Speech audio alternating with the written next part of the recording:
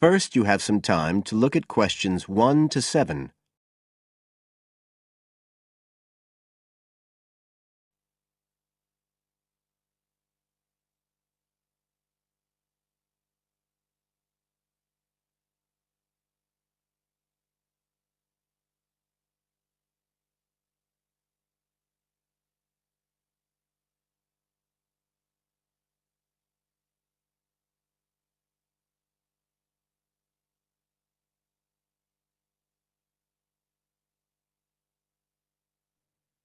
Listen carefully and answer questions 1 to 7.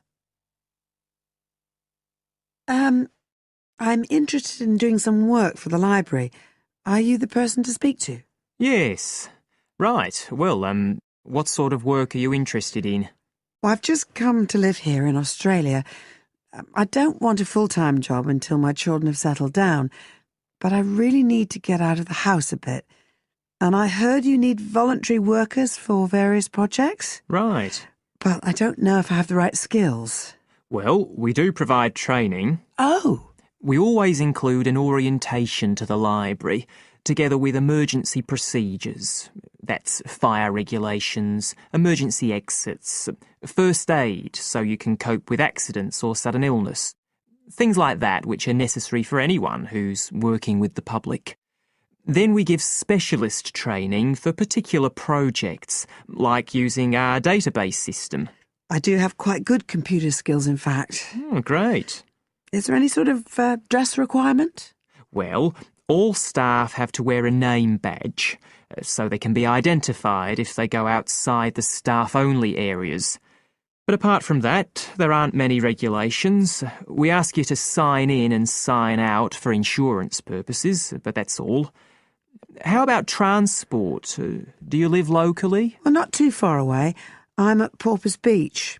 My husband needs a car during the day, but it's only about 20 minutes on the bus. In fact, we can reimburse part of your travel expenses in that case. Oh! Would that be the same if I came by car? No, because parking is such a problem here. One thing we are looking for, though, is someone who can drive a minibus. No problem. So, do the projects involve going outside the library? Some, yes, but not all. We've just finished one which involved working with photographs taken of the area 50 or 100 years ago. It basically involved what we call encapsulation. Putting them in some sort of covers to keep them safe? Exactly. It's time-consuming work, and we were very grateful to have help with it. Then, sometime next year, we're hoping to begin working on an initiative involving the sorting and labelling of objects relating to local history. We'll be needing help with the cataloguing. Oh, I'd definitely be interested. How about at present? Well, we have a small team who work to support those who are unable to read. Working with the blind? Yes, or other groups who have reading difficulties. We provide volunteers with equipment so that they can take books home with them and read them aloud onto CDs. We're gradually building up a collection that can be lent to those who need them. I can see it would be useful, but I'd really like to do some sort of work where I can get the chance to meet people. How about reading stories to children? That's done by our regular staff. But we do have another project. It's a very long-established scheme which involves helping those who are unable to have direct access to the library. Oh, I noticed someone with a trolley of books when I was at the hospital last week. That sort of thing. That would have been one of ours, yes. It's one of our most popular services. Lots of people who wouldn't dream of going to the library normally when they're at home borrow a book when the trolley comes round the ward. I can imagine. Yes, I'd definitely be interested in that. Right, so how do I enrol? Well, we do ask all volunteers to commit themselves to a regular period each week. I could probably do 5 or 6 hours. Oh, be careful not to take on too much. But we do need someone for a couple of afternoons from 2 to 4, so 4 hours altogether. That sounds fine. Before you hear the rest of the conversation,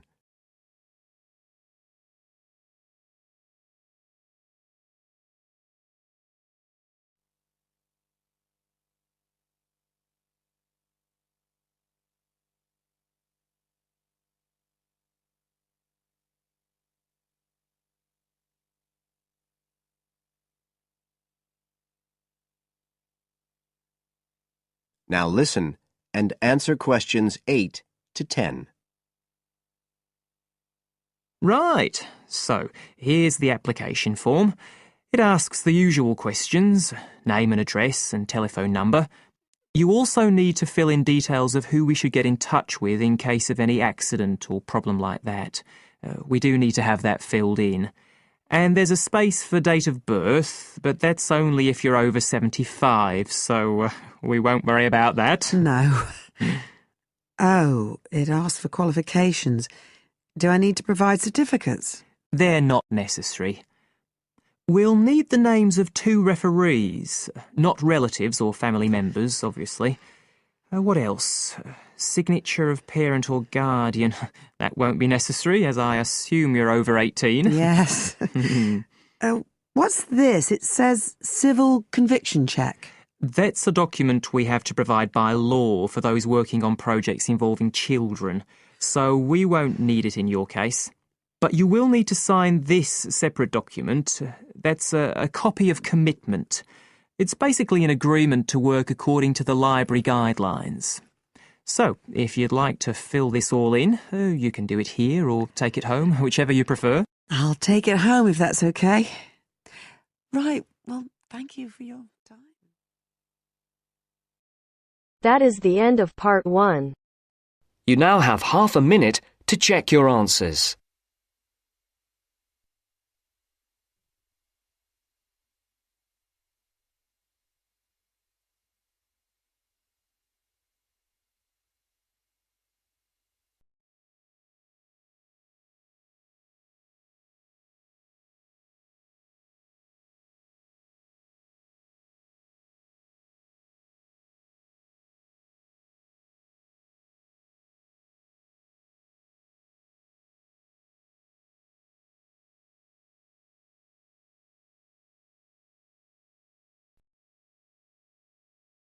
Now turns to part 2.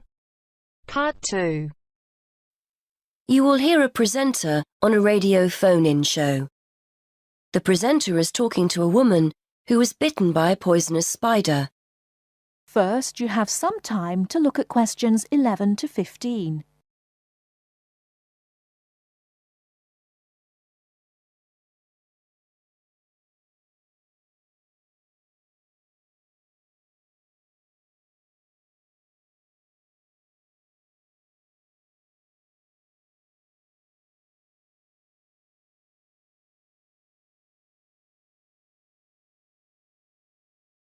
Now, listen carefully and answer questions 11 to 15.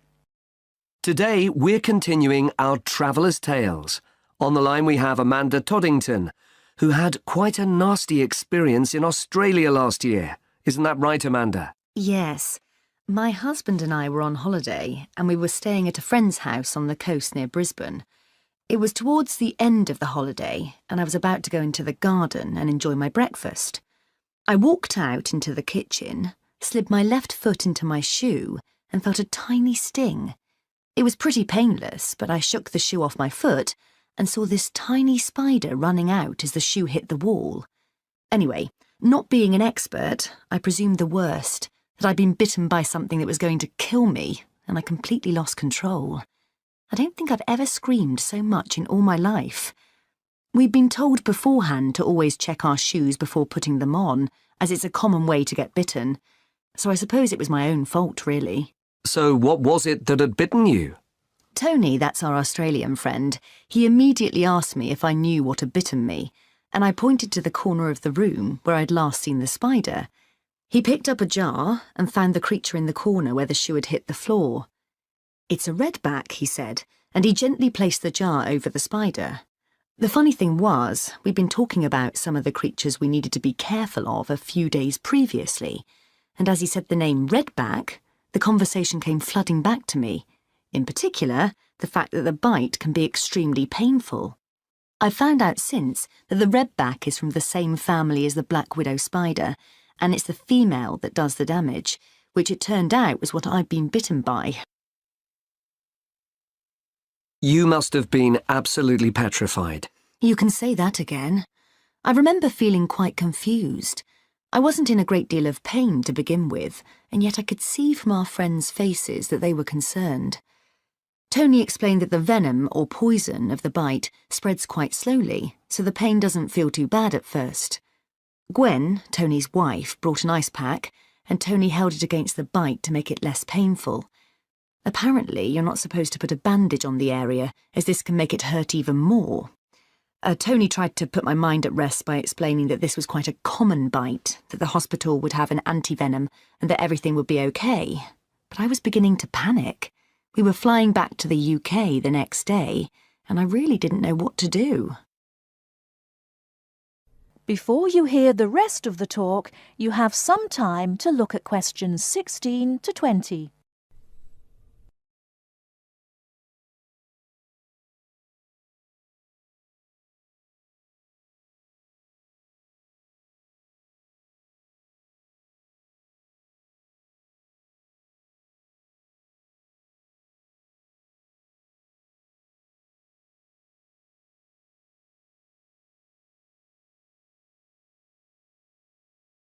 Now listen and answer questions 16 to 20. So what did you do? Well, Tony phoned the doctor, who told him to check my symptoms for the next hour or two. As time went on, the pain became very intense, from my foot right up to my knee. My husband was on the internet and was reading out the possible symptoms. I wasn't feeling sick, and I hadn't yet developed a fever, but I had a terrible headache, and my foot was beginning to swell up. At this point, Tony decided to take me to the local hospital to be on the safe side. I really didn't want to go, as I had visions of being kept in for days and all our plans being spoilt. But Tony and my husband insisted. When we got to the hospital, I was relieved to see how casual everyone was when Tony explained I'd been bitten by a red-back spider. They told me to take a seat and got on with their work. And did you receive any treatment? By the time I got to see a doctor, the pain was very intense indeed, and I was getting quite upset. The doctor decided to give me a dose of an antivenom, which he assured me would eventually deal with the problem. Unfortunately, he also explained that it wouldn't have an immediate effect and the symptoms might last for several days. But the story has a happy ending. My husband managed to book us onto another plane 1 week later. And even better news was that the symptoms of the bite finally cleared up after about 24 hours. Within a couple of days, I was back to normal again. So thanks to the spider, we managed to extend our holiday by a week.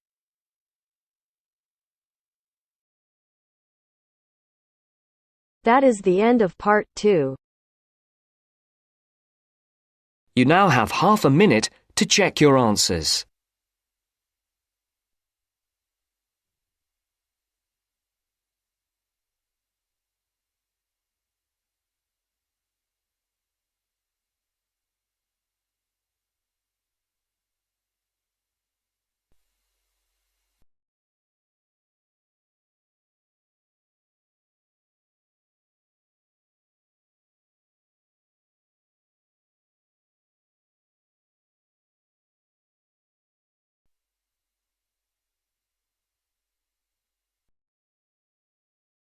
Now turns to part 3.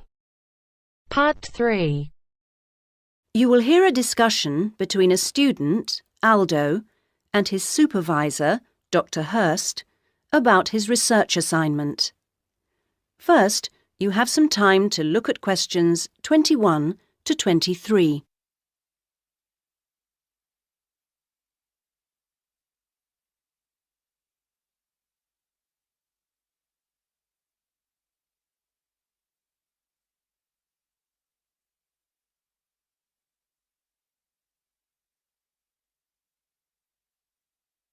Now listen to the first part of the conversation and answer questions 21 to 23. So, Aldo, how's it going so far with your assignment? Not too bad. You're looking at the community round here. That's right. How people perceive the community they are in. Have you made much progress? I conducted quite a lot of interviews on the street with local residents. Their responses are interesting. I haven't got quite as many yet as I'd like. I had wondered if I'd have language problems, particularly with the different accents. I seem to have managed, though. Having to work in the open has made it harder, and with the cold weather there's been recently, people don't necessarily want to stop and talk like they do if it's nice and sunny. That's something I've had to deal with. Of course, some people are too busy to stop and talk, but that's okay. I see. So, have you formed a good overall picture of how people view the community? To an extent. I've certainly talked to plenty of older people. I guess they may have more time to talk. I still don't really have enough young mothers, though. I've managed to get enough older mothers and children through the schools. That's something I had been worried about. Well, that shouldn't be too hard. Now, how are you going to deal with all the data you've collected? That's the difficult part. I guess I need to run some analyses, but I'm rather unclear about what methods to use. You've told me you're confident about using computers, so you just need some input on choosing programs. You should attend a statistics seminar. They're held every Friday after the methodology seminars in room 105. That should help you to select an approach. Oh, good. I'll do that. Now you have some time to look at questions 24 to 30.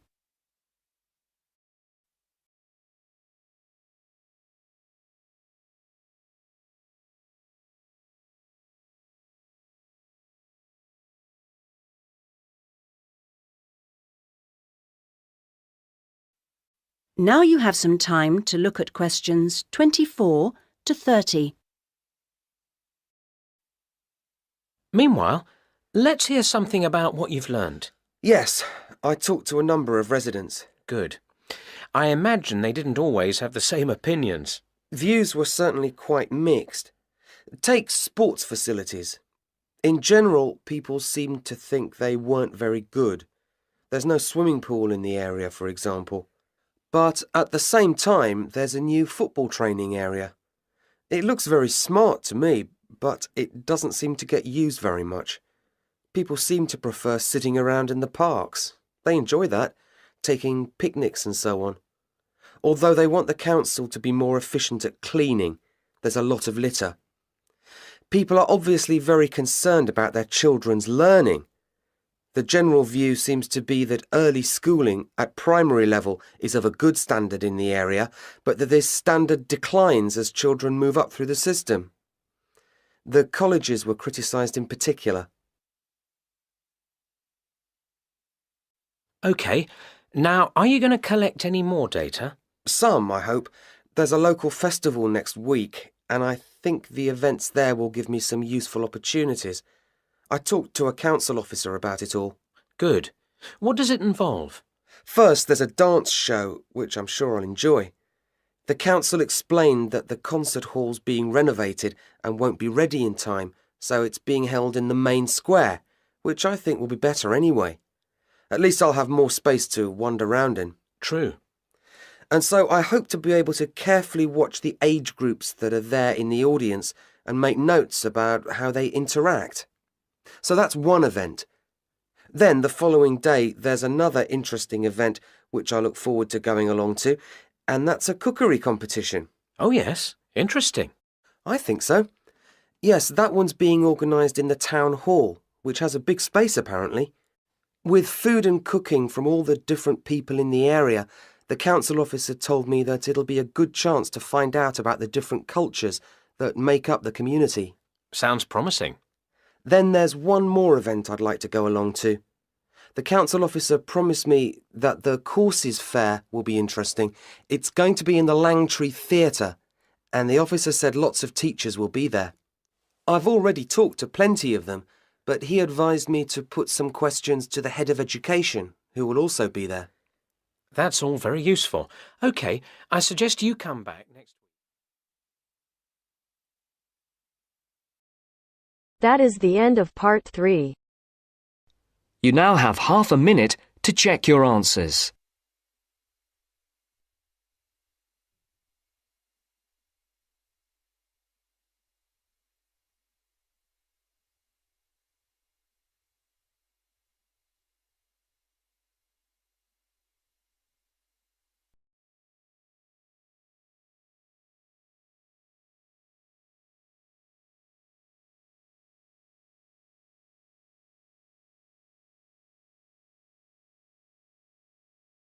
Now turns to part 4.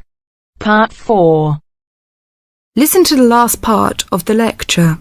As you listen, complete the notes below. First, you have some time to look at questions 31 to 40.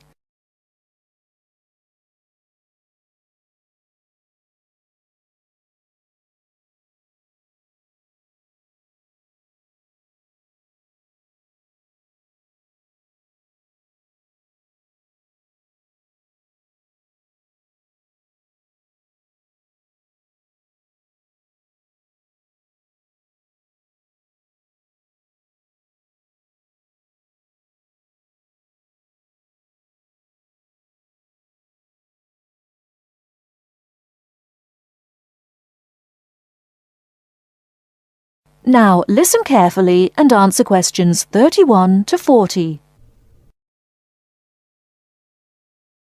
Last time I said that a lot of Irish people left the country and went to England, America and many other foreign countries. Today I'd like to talk about the emigration. The effects of immigration were not all bad. The immigrants experienced a lot of hardship in their new countries. There is a famous story about a park in Shanghai where Chinese and dogs were not allowed. Well, in England, until into the 1950s, signs for jobs sometimes read, "Irish need not apply." The immigrants often experienced discrimination, but they formed many organisations to look after their fellow immigrants. Many of these organisations later became very important. In America, the Irish chose politics as the way forward, and significant cities were controlled by Irish politicians. This movement reached its peak with the election of John F. Kennedy in 1960. His grandparents came from Ireland, and his election had a significant impact in Ireland, helping the process of recovery of self-confidence which we have today. Today, there are 70 million people of Irish descent living outside Ireland. In America alone, there are 40 million people, and 10 million of these people have a 100% Irish background. They carried the culture of their home country with them and adapted it to their new home.